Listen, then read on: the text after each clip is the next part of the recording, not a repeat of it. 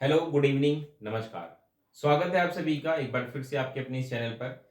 दोस्तों, जैसा कि हम इंटेलिजेंस थ्योरी कवर कर रहे थे, जितनी भी फैक्टर थ्योरीज हैं हम ऑलरेडी डिस्कस कर चुके हैं, जिसमें कि हम Spearman, Thurstone, J P Guilford, Howard Gardner, Thorndike, Cattell, Carroll, इन सब की थ्योरीज हमने डिटेल में कवर कर ली। इनकी सारी फैक्टर थ्योरीज थी। अब आज से हम शुरू कर रहे हैं प्रोसेस ओरिएंटेड थ्योरीज। प्रोसेस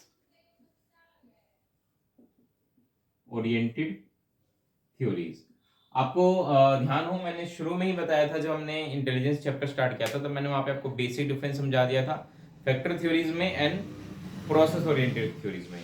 इनमें बेसिक डिफरेंस ये होता है कि जो फैक्टर थ्योरीज में जितनी भी थ्योरीज हैं वो क्या करती हैं, इंटेलिजेंस को एज अ फैक्टर मानती हैं, 2 फैक्टर, 3 फैक्टर, मल्टी फैक्टर। ठीक है। वहीं दूसरी तरफ जो प्रोसेस ओरिएंटेड थ्योरीज हैं वो क्या करती हैं कि इंटेलिजेंस को फैक्टर में डिवाइड नहीं करती। वो ये कहती हैं कि इंटेलिजेंस एक प्रोसेस है, इसीलिए उस जितनी भी थ्योरीज में आती हैं उसको प्रोसेस ओरिएंटेड थ्योरी कहा जाता है।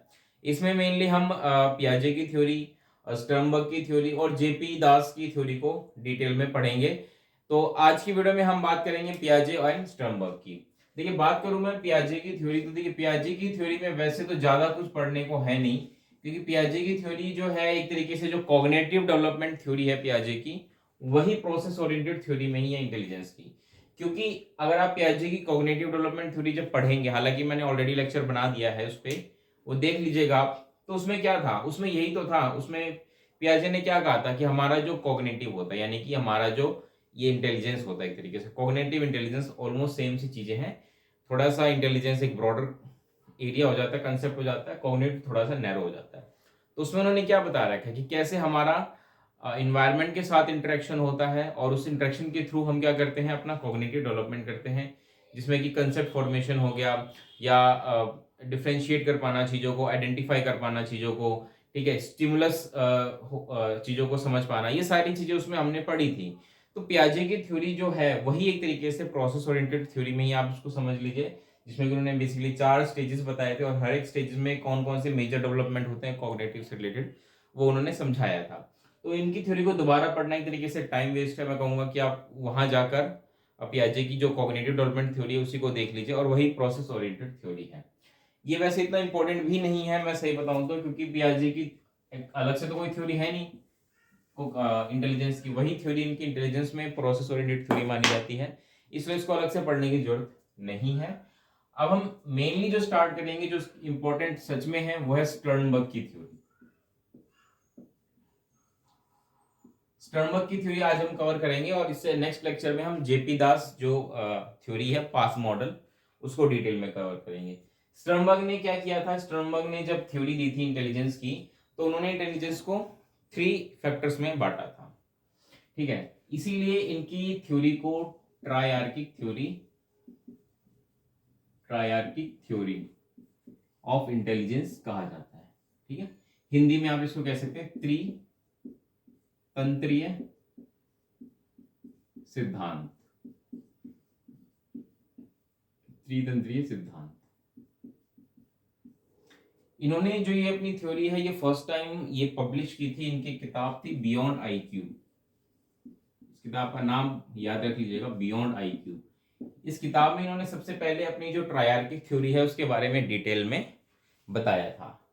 अब इनकी थ्योरी में था क्या, ये तो हमने समझ लिया कि इन्होंने इंटेलिजेंस को 3 मेजर फैक्टर, फैक्टर तो नहीं कहूंगा मैं, 3 टाइप्स बताए थे इन्होंने, इंटेलिजेंस के 3 टाइप्स में बांटा था इंटेलिजेंस को, जिसको कि अभी हम डिटेल में समझने की कोशिश करते हैं एक एक करके। जो सबसे पहला टाइप इन्होंने बताया था इंटेलिजेंस का, ये था एनालिटिकल।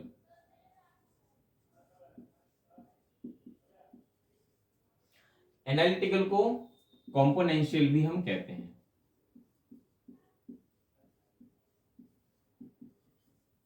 अब एनालिटिकल होता क्या है, एनालिटिकल मतलब एनालिसिस से जुड़ा हुआ, यानी कि इस टाइप की जो इंटेलिजेंस है ये बेसिकली क्या करती है, कोई भी प्रॉब्लम, कोई भी सिचुएशन होती है उसको एनालिसिस करती है। अब एनालिसिस क्या होता है, इसको समझने की कोशिश करते हैं। एनालिसिस का मतलब होता है कि आप किसी भी समस्या को या किसी भी सिचुएशन को उसके छोटे छोटे हिस्से करके उसको आपस में रिलेट करके हर एक डायमेंशंस पे फोकस करते हैं, हर एक एलिमेंट्स को अच्छे से समझते हैं, उनका आपस में रिलेशन बनाते हैं और फिर पूरे तरीके से उस पूरी सिचुएशन को या पूरी प्रॉब्लम को समझ पाते हैं। तो ये एक तरीका होता है एनालिसिस का। तो एनालिटिकल में भी यही होता है। एनालिटिकल को इसीलिए कॉम्पोनेंशियल भी कहते हैं क्योंकि एक तरीके से आप क्या कर रहे हैं, उसके जो डिफरेंट कंपोनेंट्स होते हैं किसी भी प्रॉब्लम या सिचुएशन के, उनको आपस में रिलेट करते हैं और फिर समझने की कोशिश करते हैं। ठीक है, तो एक तरीके से ये ट्रेडिशनल इंटेलिजेंस ही है, आम भाषा में जिसको लोग इंटेलिजेंस समझते हैं, एक्चुअल में ये वो इंटेलिजेंस है। अगर आप किसी से पूछिए कि भाई इंटेलिजेंट पर्सन कौन है, तो उनके हिसाब से इंटेलिजेंट पर्सन वो है जो कि लॉजिकली सोच पाता है या मैथमेटिकली बहुत ज्यादा शार्प है।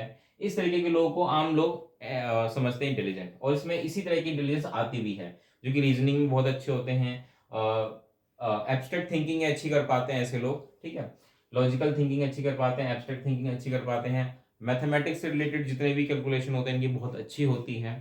ठीक है, तो इस तरीके के लोग जो होते हैं एनालिटिकल इसमें आते हैं। लेकिन इसका मतलब ये नहीं कि जो लोग जो बाकी लोग हैं उनमें ये होती ही नहीं है, जो मैथ्स में से किसी तरीके से जुड़े उन्हीं में होती है, नहीं, ये सभी लोगों में होती है। लेकिन जैसा कि मैंने बताया ना, एनालिटिकल का मतलब होता है कि किसी भी सिचुएशन, किसी भी प्रॉब्लम को हिस्सों में बांट के समझना।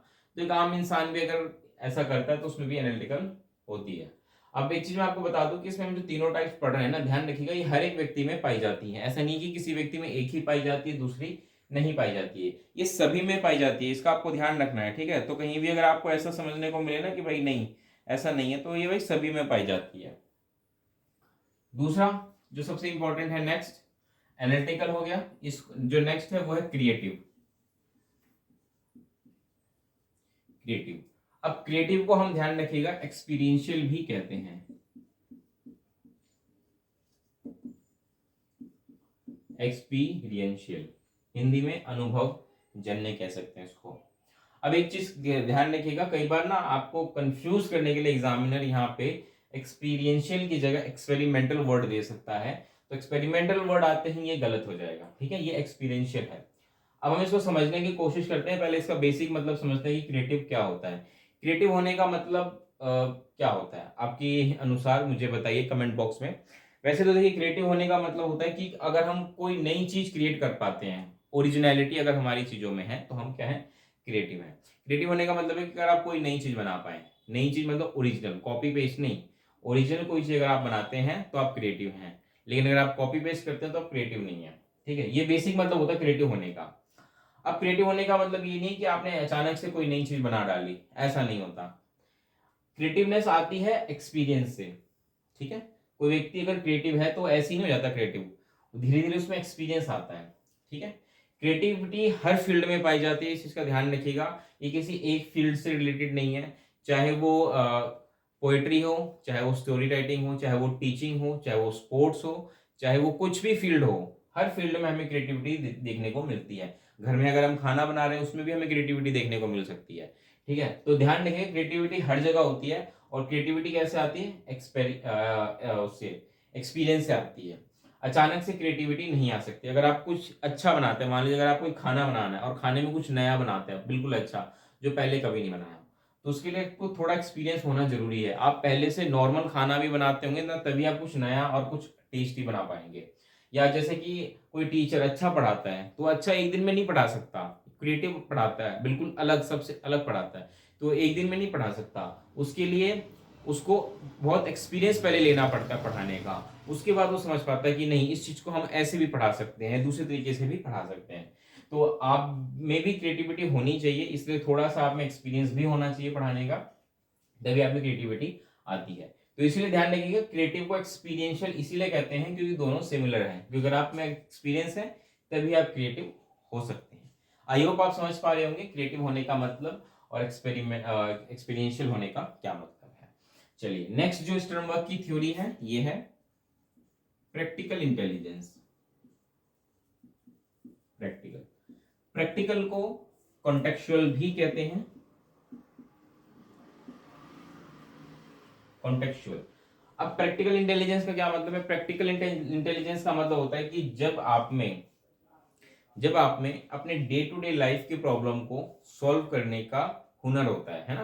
कुछ लोग होते हैं ना, आपने देखा होगा, जैसे कि हम स्ट्रीट स्मार्ट टाइप के जो लोग होते हैं, अक्सर मतलब वो ज्यादा बेशक एजुकेटेड ना हो, पढ़े लिखे ना हो, लेकिन उनको जो अपने जीवन की जो समस्याएं होती हैं उससे निकलने का एक अच्छा तजुर्बा होता है, उनसे वो अच्छे से निपट सकते हैं अपनी डे टू डे लाइफ में जो प्रॉब्लम आती हैं उनको अच्छे से टैकल कर पाते हैं। ऐसे लोगों में प्रैक्टिकल इंटेलिजेंस ज़्यादा होती है। ठीक है, इसका अगर हम एग्जाम्पल लेने की कोशिश करें तो जैसे कि अगर आपको ध्यान हो थ्री इडियट मूवी, तो थ्री इडियट मूवी में जो आमिर खान का जो कैरेक्टर होता है वो एक तरीके से काफ़ी अच्छा एग्जाम्पल है जहाँ पे हम कह सकते हैं कि उसमें प्रैक्टिकल इंटेलिजेंस बहुत होती है। फॉर एग्जाम्पल अगर आपको ध्यान हो कि जब एक लास्ट सीन आता है जहाँ पे जो प्रोफेसर होता है उसकी जो बेटी की डिलीवरी होने वाली होती है, तो किस तरीके से वो एक सिचुएशन में फंस जाते हैं। और वहां पे जब वो आमिर खान देखता है कि भाई हाँ ऐसी प्रॉब्लम है, तो वहां पे फिर वो अपनी प्रैक्टिकल इंटेलिजेंस का इस्तेमाल करते हुए वो क्या करता है, उस प्रॉब्लम को सॉल्व करता है। तो ये एग्जाम्पल है प्रैक्टिकल इंटेलिजेंस का। ठीक है, तो ये तो चलिए मूवी में हो गया। हमारे आसपास ऐसे बहुत से लोग होंगे जिन्हें इतना हुनर होता है या इतने समझदार लोग होते हैं कि वो अपनी डे टू डे लाइफ की प्रॉब्लम को आसानी से सॉल्व करते हैं, उनसे वो घबराते नहीं है। तो ऐसे ही हमें भी होना चाहिए, हमें भी अपनी डे टू डे लाइफ की प्रॉब्लम को फेस करना चाहिए, उससे निकलने की कोशिश करनी चाहिए। प्रैक्टिकल इंटेलिजेंस हर एक व्यक्ति में होती है और धीरे डेवलप भी हो जाती है। अब जैसे जैसे अपनी जीवन की समस्याओं का सामना करते हैं ना, आप में ये इंटेलिजेंस धीरे धीरे डेवलप हो जाती है।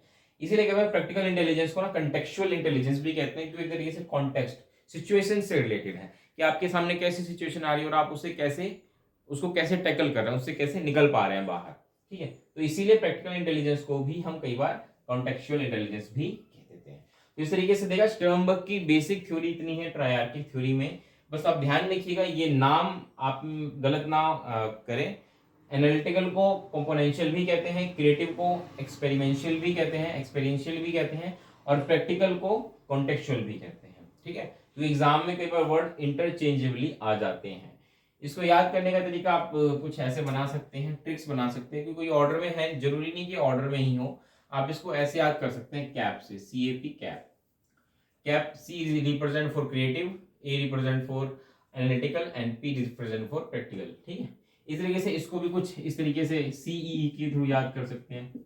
ठीक है, CE हो जाएगा, आपने कंटिन्यूअस एंड कॉम्प्रिहेंसिव तो CC होता है, लेकिन ये CE हो जाएगा। ठीक है, तो CE के थ्रू भी आप याद कर सकते हैं, जिसमें कि C represent for componential, E represent for experiential and again एक मिनट ये CEC हो जाएगा। ठीक है, CEC चीफ इलेक्शन कमीशन, ये ऑफिस होता है चीफ इलेक्शन कमीशन का। तो CEC कर लीजिए, C represent for componential, E represent for experiential and again C represent for contextual. ठीक है, ये इसको आप दोबारा से रीअरेंज करके CCE कर लीजिए, कॉन्टिन्यूस एंड कॉम्प्रिहेंसिव इवैल्यूएशन कर लीजिए। ठीक है, तो कुछ भी आप अपने हिसाब से जुगाड़ लगा के कुछ निमोनिक्स बना करके इसको आप आसानी से याद कर सकते हैं। ठीक है, तो इस थ्योरी में इतना ही है, इससे ज़्यादा इसमें कुछ है भी नहीं। और ध्यान रखिएगा स्टर्नबर्ग की जो थ्योरी है ट्रायआर्किक थ्योरी, इसके 3 कंपोनेंट्स हैं, तीनों के नाम आप याद करिएगा। इनमें बेसिक डिफरेंस भी आई होप मैं आपको समझा चुका हूँ, आप समझ पाए होंगे। चलिए दोस्तों, इस वीडियो में इतना ही रखते हैं। वीडियो कैसी लगी जरूर बताइएगा, मिलेंगे अगली वीडियो में, तब तक के लिए नमस्कार, धन्यवाद।